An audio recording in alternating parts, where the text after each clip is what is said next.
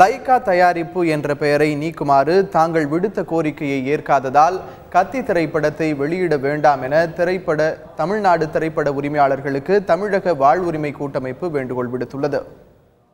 கத்தி திரைப்படத்தை பொறுத்தவரையில் அதனுடைய தயாரிப்பாளர் சுபாஸ்கரன் என்பவர்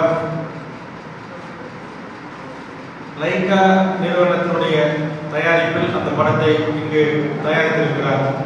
இந்த லைகா நிறுவனம் தான் ஈழத்தில் மக்களை கொன்றுவித்த கொடிவன் ராஜபக்சவோடு பங்குதாரராக இருக்கிற நிறுவனம் என்பதை ஏற்கனவே நாங்கள் தெளிவாக ஆதாரத்துடன் வெளியிட்டிருக்கிறோம்.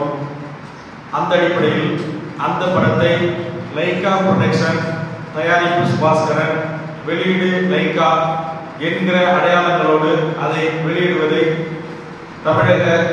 தமிழர் வாழ்வுரிமை கூட்டமைப்பு கடுமையாக எதிர்க்கிறது. நாங்கள் வேண்டுவது, தயவு செய்து எங்கள் உணர்வுகளை புரிந்து கொண்டு தங்கள் திரையரங்குகளில் இந்த படத்தை வெளியிட வேண்டாம் என்று வேண்டுகோள் வைக்கிறோம்.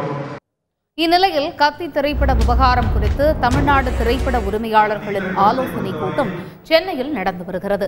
டைட்டில் கார்டில் இருந்து லைகா தயாரிப்பு என்பதை இன்று இரவு 10 மணிக்குள் நீக்காவிட்டால் கத்தி திரைப்படத்தை வெளியிடுவதில்லை என்று கூட்டத்தில் முடிவெடுக்கப்பட்டுள்ளதாக தகவல் வெளியாகியுள்ளது.